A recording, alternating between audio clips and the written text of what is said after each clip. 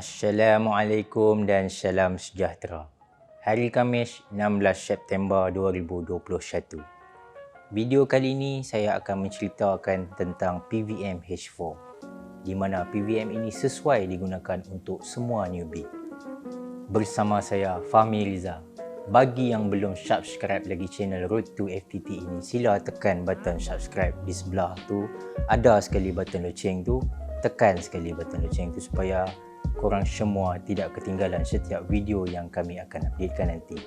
Tanpa melengahkan masa lagi, jom kita start.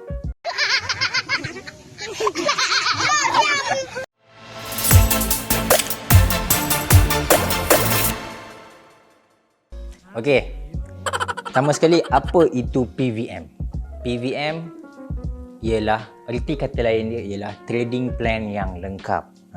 Kita nak trading ni, kita kena ada satu trading plan yang di mana ada cili-cili yang tertentu kita kena ada dalam trading plan tu lah. Which is trading plan yang asas ialah kenali signal trend. Lepas tu kita kena kenal pasti kita nak entry dekat mana. Lepas tu kita kena kenal pasti kita nak exit secara cut loss ataupun stop loss dekat mana. Dan juga kita kena kenal pasti secara kita nak exit secara take profit dekat mana. Bila ada keempat-empat komponen ni, maka itu adalah satu trading plan yang lengkap. Okey, di dalam PVM ni, dia punya fungsi dia adalah untuk menyelesaikan masalah-masalah trader. Sebab dekat luar sana, terlalu banyak trader yang dia dah belajar macam-macam teknik. Teknik A, teknik B, teknik C. And then bila dia dah belajar semua benda tu, dia nak aplikasikan dalam dia punya trading, dia jadi blur, tak tahu nak pakai yang mana satu. Ini masalah dia. So dengan adanya PVM ini, masalah-masalah itu akan dapat diselesaikan, di mana dia akan balik ke pangkal jalan. Di mana kalau dia belajar teknik A, maknanya dia akan pakai teknik A je lah untuk dia trading. Kalau dia nak pakai teknik B, maknanya dia akan pakai teknik B je lah, sampailah dia punya entry tu berjaya ditutup. Lepas tu nak tukar lah. Yang penting masa hampa entry tu, katakan hampa pilih trading plan A, stick pada A tu sahaja sampailah hampa close position. Itu fungsi PVM, untuk menyelesaikan masalah-masalah di mana yang erti kata lain, yang mana duk belajar banyak-banyak teknik kan, dia lumpuh analisa. Bahasa mudah dia lumpuh analisa. Dia tengok chart tu, dia tahu signal tu uptrend, tapi disebabkan dia dah terlalu banyak sangat belajar, dia tengok ini macam ada gaya-gaya nak downtrend, ini macam ada gaya-gaya nak uptrend, lain dia tak tahu nak buat apa. PVM ni lah yang untuk menyelesaikan dia punya masalah. Makna kata kalau hampa dah jelas tu uptrend, masuk dekat tempat sepatutnya, tunggulah dia naik kan. Sebab kita dah ada kita punya risiko, kita dah ada kita punya reward. So stick pada tu. Inilah dia tujuan PVM ni dicipta oleh Coach Jero Azrul. Tak ada lagi dekat dunia ni, dia seorang je cipta benda ni. Kalau dia tak cipta, memang tak ada wujud pun PVM ni dalam dunia ni. Okay, seterusnya, ada banyak PVM dekat dalam yang coach bagi tahulah kan. Contoh-contoh dia kita boleh tengok dekat sini. Satu ialah PVM H4, lepas tu PVM Daily, PVM EC359, lepas tu ada PVM MASNR, PVM 1200 bagi 600 ni maksudnya PVM risk reward ratio lah. PVM 1200 point untuk TP, 600 untuk korang, 600 point untuk korang punya stop loss. Itu adalah PVM juga. Jika korang pakai PVM ni, dia sampai 120 pip take profit. Lepas tu kalau katakanlah dia floating sampai 60 pip cut loss, itu PVM lah. Sebab dia PVM ni dia pelbagai, ada macam-macam PVM. Kita sendiri yang definekan kita nak macam mana. Bila kita dah definekan kita nak macam mana, ikut sampai habis, itu je. Lepas tu ada lagi PVM CDS selang-seli. Maksudnya kita buka chart, kita tengok dekat salah satu time frame, tak kisah time frame apa, saya suggest time frame H4 kat atas lah. Buka time frame H4 katakan buka time frame H4, jumpa CTU. CTU buy dekat CTU 1, take profit dekat MA berlawanan. Betul, itu basic. Lepas tu tunggu CDS seterusnya. Lepas CTU dia punya selang-seli dia apa? CTD. Tunggulah CTD. Selagi tak muncul CTD, tak payah masuk. Itu maksud PVM CDS selang-seli. Lepas tu ada juga PVM TRZ dan sebagainya. Sebab TRZ dia punya PVM lain. Kalau untuk CDS yang asas, PVM dia lain, TRZ PVM dia lain. Kena clear yang tu. Bukan bermaksud hampa nak pakai PVM TRZ tapi konsep dia hampa pakai macam dekat PVM basic, tak boleh. Yang basic PVM dia lain, yang intermediate PVM dia lain, yang advanced PVM dia lain. Macam tu. Okay, so kita pergi kepada point yang seterusnya. Okay, itu selesai penerangan tentang general sikit lah yang saya bagi tahu pasal berkenaan dengan PVM. Okay, kita pergi pula kepada kita punya tajuk pada video hari ni. iaitu PVMH4. Apa itu PVMH4? Okey, dekat sini kita nampak dia menggunakan satu time frame sahaja, iaitu H4. Dah nama pun H4, kita gunalah time frame H4. Tak payah duk sibuk tengok time frame lain. Macam tu. Lepas tu, dia adalah paling sesuai digunakan untuk newbie trader. Yang mana baru-baru duk datang nak menimba ilmu dengan kita kan. Ini yang paling sesuai guna. Trading plan, iaitu PVMH4. Very simple, very straightforward. Hampa cuma perlu tunggu sahaja time frame H4 buat kerja. Macam tu. Tak perlu nak check time frame lain dah. Ikut je PVMH4 ni.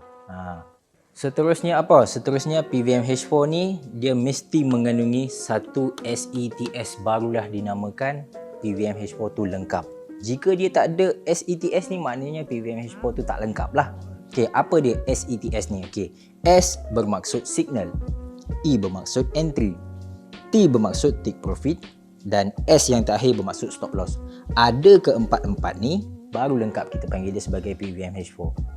Kalau hampa semua dapat lihat, basically dia semacam apa yang saya ulang balik tadi je. Dia ulang balik apa yang saya cakap tadi. Asas trading plan tadi apa?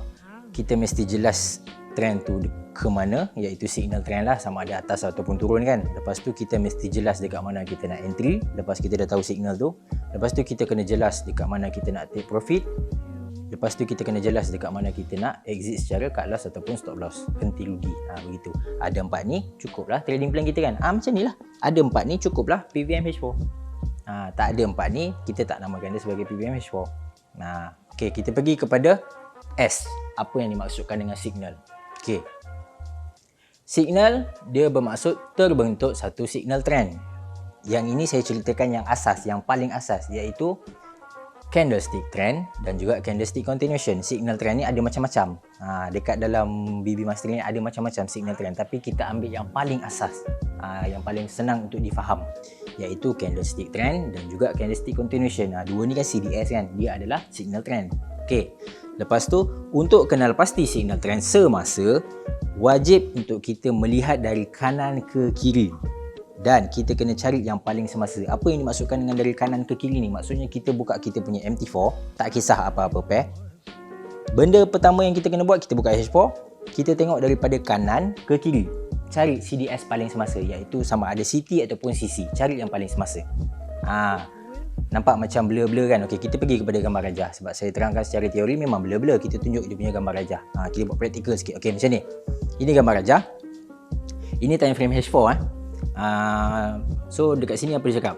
Lihat signal trend dari kanan ke kiri. Saya buatkan segitiga ni kan, arrow ni kan, bermakna korang buka korang punya MT4, terus tengok daripada belah kanan ke kiri, cari CDS paling semasa. Yang pertama ni CDS ke tak? Yang pertama ni of course lah tidak, sebab yang pertama ni masih open, dia belum close lagi, so kita buang.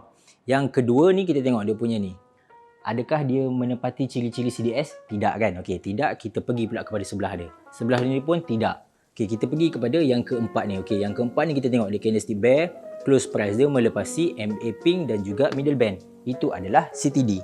Ciri-ciri dia semua sah dimeterai. Okey. So kita dah clear cut.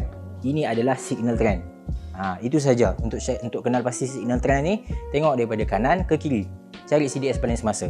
Kalau CDS semasa dekat belakang ni lah. Kita tengok yang paling, selagi tak ada muncul CDS berlawanan. Contoh macam katakanlah yang belah sini belum jadi. Ini adalah CDS paling semasa. Katakanlah yang belah sini belum terjadi lagi. Tapi bila dah muncul CDS yang ni dah tak valid lah. Kita dah tak pakai dah yang ni. Kita pakai yang paling latest.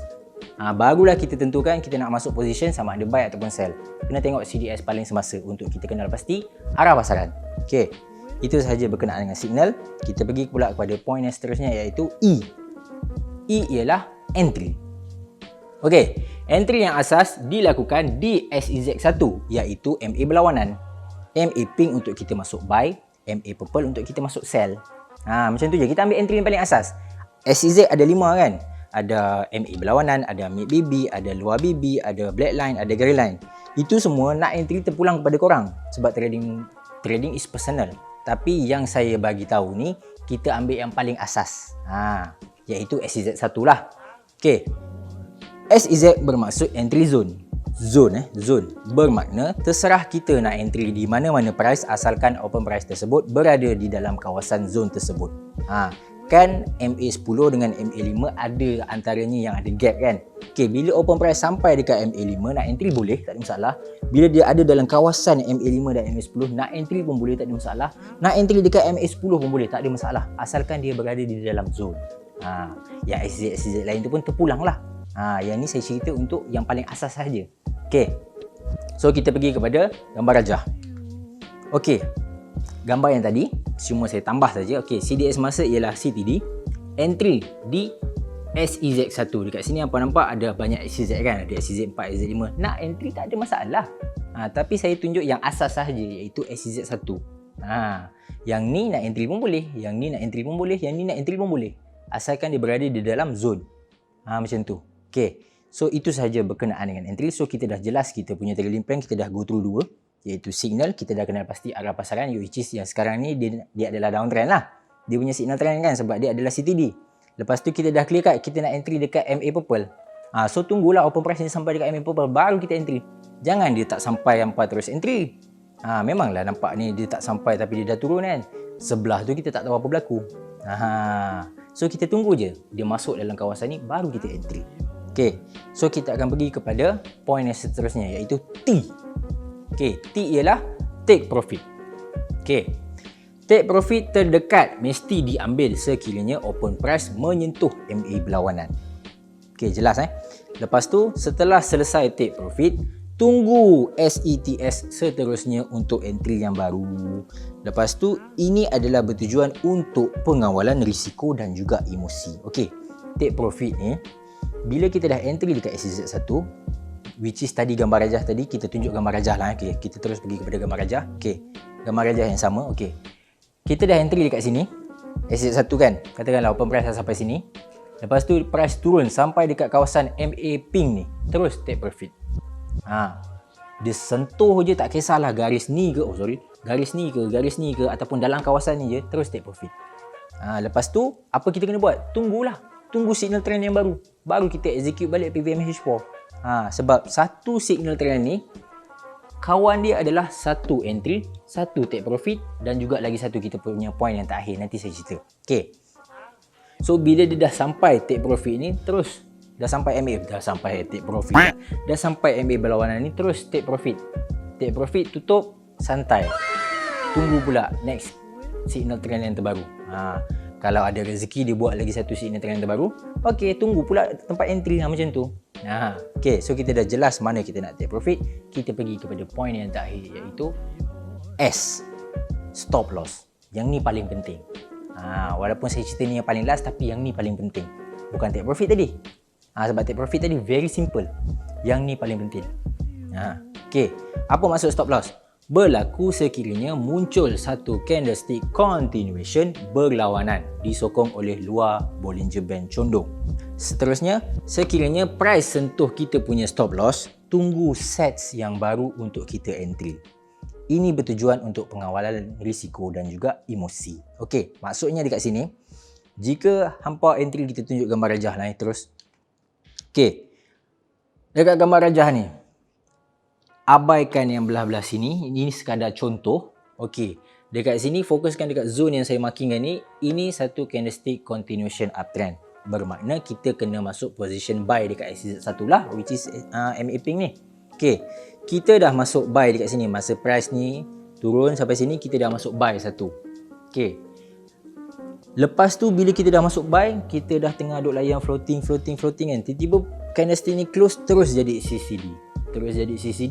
Sabar dulu, jangan cut loss dulu. Tengok dulu bentuk BB. Dia ada 2 point, which is yang pertama ialah tengok sisi berlawanan dan juga bentuk BB. Bentuk dia punya lower band dia lah. Kalau kat dalam case ni kan. Okay, tengok kat sini, dia punya lower band condong. Okay, dia punya lower band dah condong bang. Cut loss je. Cut loss, tunggu setup baru. Yang saya cakap tadi kan, yang saya cakap ni, tunggu SETS yang baru. Sekiranya price sentuh kita punya stop loss, tunggu je SETS yang baru untuk kita buat entry yang barulah. Jangan kita duk balas balik, sebab makin kita balas makinlah kita kena. Sebab apa saya suruh tutup? Tengok dia punya perjalanan. Dia turun, lepas tu dia sideways, pum, dia turun lagi. Kan banyak rugi ni daripada korang cut loss kat sini sepatutnya kan. Korang cut loss kat sini, Tapi katakanlah korang tak nak cut loss kat sini, korang nak hold, korang rasa macam aku rasa benda ni boleh pergi atas lagi ni, aku rasa benda ni boleh pergi ambil purple ni. Memanglah boleh pergi ambil purple bang, tapi dia pergi ambil purple kat bawah ni. Apa cerita? Bila dia sampai ambil purple ni tetap negatif. Daripada sini katakanlah korang rugi $10. Dekat sini korang dah rugi berapa dolar? $12-13. Walaupun $2-3 still banyak. So kita cut loss je kat sini. Kita tunggu setup baru, tunggu dia retest dekat kawasan EMA berlawanan, baru execute balik kita punya PVM. Yang rugi tu nak buat macam mana? Market tak ikut analisa kita, kan? Itu sahaja berkenaan dengan PVM H4. So, bagi sesiapa yang ada soalan yang mungkin tak jelas berkenaan dengan PVM H4, boleh tulis dekat ruangan komen kat bawah. Saya akan baca satu persatu dan saya akan jawab satu persatu lah daripada masa ke semasa. Ingat balik apa yang saya sampaikan tadi, kita punya asas trading plan ialah first kita kena kenal pasti signal trend tu sama ada dia downtrend ataupun uptrend. Lepas tu kita kena kenal pasti dekat mana kita nak entry lepas kita dah kenal pasti signal trend tu. Lepas tu kita kena kenal pasti dekat mana kita nak take profit. Dan last sekali kita kena kenal pasti dekat mana kita nak cut loss ataupun stop loss. Ini saya ikut urutan tadi lah. Sepatutnya yang paling important is stop loss dulu, baru kita fikir kepada kita punya take profit. Sebab risk come first, baru kita fikir pasal reward. Tapi tak apa, kita ikut je apa yang ada kat sini lah kan. Okay, so itu sahaja untuk video kali ni. Saya akan jelaskan untuk video akan datang berkenaan dengan PVM daily. PVM H4 kita dah settle. Untuk newbie, sangat sesuai pakai PVM H4 ni. Tak perlu cari benda-benda lain. Mantapkan PVM H4 ni, pegang selama minimum 3 bulan, paling cantik setahun. Bila korang dapat pegang 3 bulan, korang tengok hasil dia memang manis. Buat backtest. Tak pun nak senang cerita lah kalau rasa macam tak percaya kan dengan PVM H4 ni. Buat backtest dekat korang punya MT4 tu. Pilih mana-mana pair, buat backtest selama 3 bulan yang ke belakang. Tengok dia punya performance daripada awal bulan sampai hujung bulan. Berapa banyak korang punya win, berapa banyak korang punya loss. Lepas tu, korang kirakanlah secara average. Barulah korang dapat determinekan PVM ni workable ke tak. So, bila dah rasa workable, terus aplikasikan selama 3 bulan. Lepas dah 3 bulan, pergi pula kepada 6 bulan, pergi pula kepada 9 bulan, pergi pula kepada seterusnya yang terakhir ialah setahun. Bila dah pegang setahun, orang nak tolak kau pasal PVM H4, kau tak akan jatuh bang. Kau memang dah strong gila. Daripada bawah kau dah pegang dah PVM H4 ni. So, orang nak tiau kau boleh potong macam tu je. Itu dia punya manisnya bila kita aplikasikan secara berterusan. Okay. So, akhir kata dari saya, jangan overconfident dan jangan overtrade. Assalamualaikum dan jumpa lagi.